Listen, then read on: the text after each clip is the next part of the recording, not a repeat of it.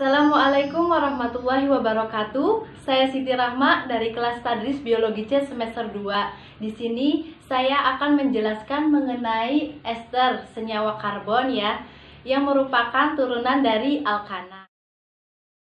Jadi ester itu merupakan suatu senyawa organik yang terbentuk melalui pergantian satu atau lebih atom hidrogen pada gugus karboksil dengan suatu atau satu gugus organik seperti itu. Juga disebut dengan alkil alkanoat, yang dimana alkil merupakan gugus karbon yang terikat pada atom oksigen atau atom O ya. Kemudian alkanoat ini yaitu gugus RCOO. Jadi COO ini merupakan gugus fungsi dari ester. Ya, selanjutnya yaitu ada sifat fisik dan kimia dari ester. Yang pertama, sifat fisik dari ester yaitu ester memiliki titik didih yang hampir sama dengan titik didih aldehid atau keton yang berat molekulnya sebanding. Yang kedua, ester dapat larut dalam pelarut organik. Yang ketiga, ester dengan 3-5 atom karbon dapat larut dalam air. Yang keempat, ester mudah menguap dan memiliki bau yang wangi atau bau yang sedap. Seperti apa? Seperti bau buah-buahan gitu. Yang kelima, yaitu titik didih ester lebih rendah dari titik didih asam karboksilat. Selanjutnya, yaitu sifat kimia dari ester. Ester memiliki 4 sifat kimia. Yang pertama yaitu ester dapat mengalami reduksi. Yang kedua, ester bersifat netral dan tidak bereaksi dengan logam natrium maupun dengan PCl3. Kemudian yang ketiga, ester dapat mengalami reduksi menjadi alkohol. Dan yang keempat, ester dapat mengalami reaksi penyabunan atau saponifikasi. Seperti itu. Ya, selanjutnya yaitu cara penamaan ester.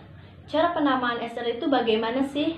Jadi, yang pertama itu penetapan rantai utama atau rantai terpanjang yang mengikat gugus karboksilat, di mana atom C-nya itu pengikat gugus karboksilat juga mengikat atom oksigen. Yang kedua, cara yang kedua yaitu memberikan nomor pada rantai alkil yang dimulai dari atom C yang mengikat gugus karboksilat. Nah, kemudian ketika rantai tersebut bercabang, caranya itu memberikan nomor dan nama cabang pada rantai alkil, kemudian diikuti nama rantai alkil dan diakhiri nama rantai utamanya. Seperti itu ya cara untuk penamaannya. Ya, langsung saja mungkin supaya lebih jelasnya, mari kita ke contohnya ya supaya kita lebih paham bagaimana. Yuk langsung saja.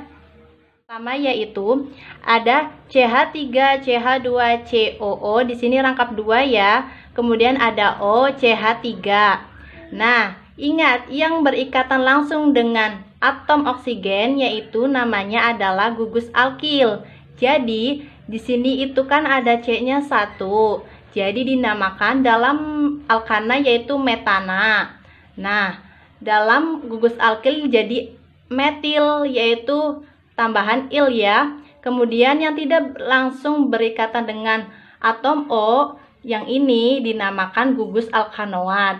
Di sini C-nya ada 3. Jadi dalam alkana itu kan propana. Dalam gugus alkanoat yaitu namanya adalah menjadi propanoat ya, betul sekali. Jadi namanya apa untuk ester ini? Namanya adalah metil propanoat. Nah, ini namanya ya, seperti itu. Nah, selanjutnya yaitu contoh yang kedua ya, ada CH3, CH2, COO, CH2, CH, CH3, CH3. Ini merupakan contoh yang rantainya ada cabangnya ya. Nah, yang tidak langsung berdekatan atau berikatan dengan atom O, ini kan dinamakan alkanoat ya. Di sini ada 3 C-nya. Jadi namanya yaitu propanoat gitu, seperti itu.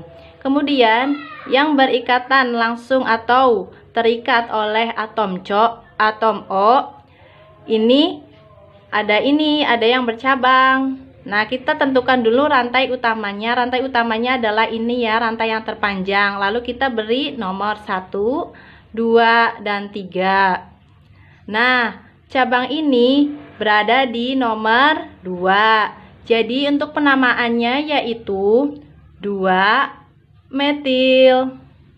Kenapa metil? Karena cabangnya hanya satu ya, metana dalam alkana. Nah, untuk cabang metil seperti itu. Kemudian rantai di sini, rantai alkilnya itu ada 3, 1, 2, 3. Jadi apa? Propil ya, propil.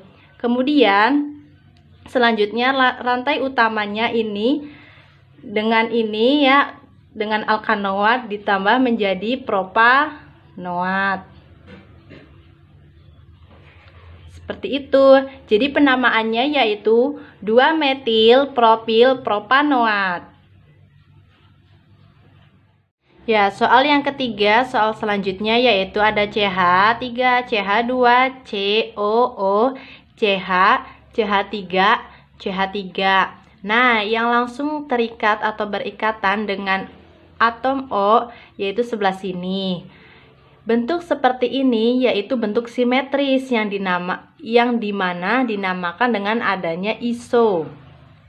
Nah, yang untuk sebelah sini ini merupakan alkanoatnya ya. C-nya ada 3, jadi propanoat. Nah, jadi ini namanya adalah isopropil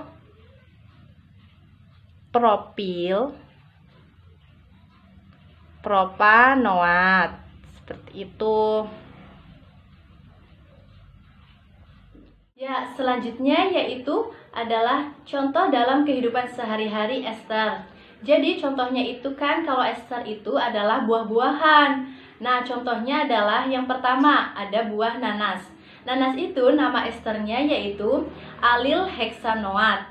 Yang kedua yaitu ada buah pisang. Namanya apa sih? Nama ester dari buah pisang yaitu etil butirat. Kemudian yang ketiga yaitu ada dari buah lemon. Nama esternya yaitu etil format. Dan masih banyak lagi contoh buah-buahan lainnya ya.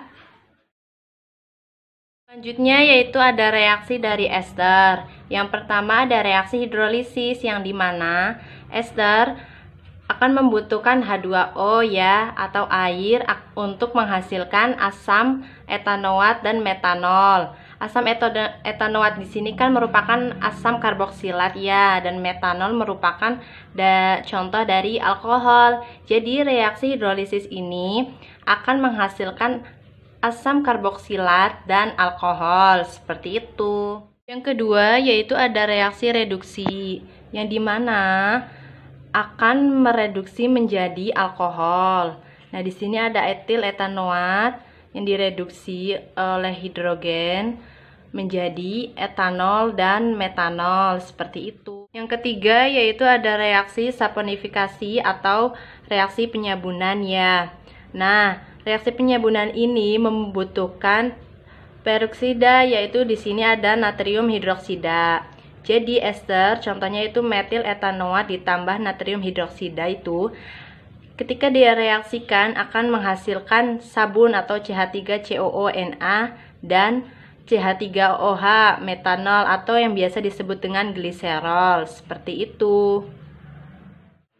Baik, terima kasih. Mungkin hanya sekian dari saya, kurang lebihnya mohon maaf. Semoga apa yang saya terangkan, apa yang saya bagi informasi ini bermanfaat untuk kita semua.